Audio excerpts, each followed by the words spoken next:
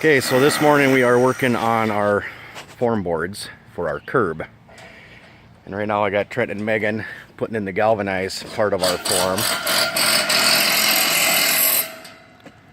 They're hammer drilling and tap conning the galvanized down right now.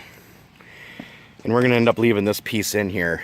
So our curb will come up, it's going to come up 6 inches and then over 6 inches right here. We got our anchor bolts tied into our rebar pins that are inset into the concrete, and then we got rebar running horizontally with pins 2 foot on center all the way down, and then our anchor bolts are 4 foot on center.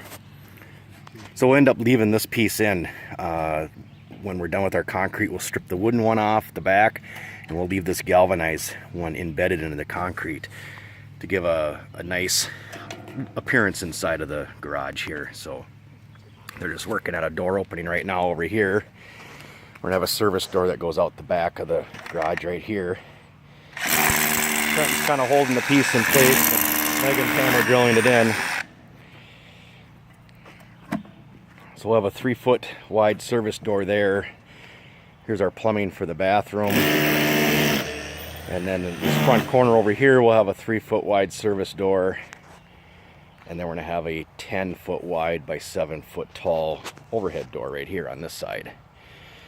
So our deep part of the garage will be on this half of the garage, will be 24 deep to the back.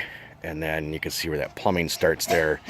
Our bathroom would be framed in. So this area over here will be a little smaller, but it's worth the sacrifice to be able to have a bathroom inside the garage right away until we get our cabin built. So we can always add on to the garage or build another one. But for right now, this seemed to make the most sense to get the garage up first, get a bathroom, and then we'll have a loft off also above the garage. So today we'll end up mixing the concrete up in the mixer on the back of the tractor, and maybe I'll do a short video of us doing that also.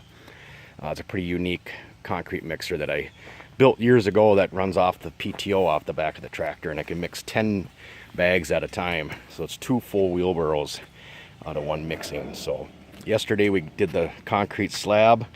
Everything went great. We had 2 concrete trucks come. I was a little nervous about our driveway situation, that we just put this brand new driveway in, and fortunately we've had a lot of rain and we've driven on it a lot, and the driveway was in great shape, packed down real nice.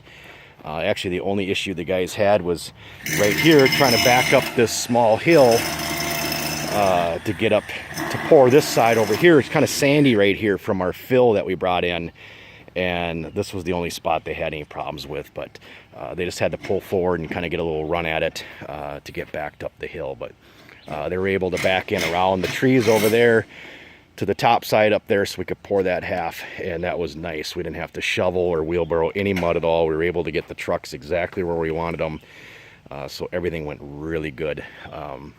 Had great help yesterday. Jay drove up from the cities to help. Mike was already up here for work, so he came over and helped too. So it's Trent and Megan and I, and then Jay and Mike to do it yesterday. It worked out great. We had just enough help.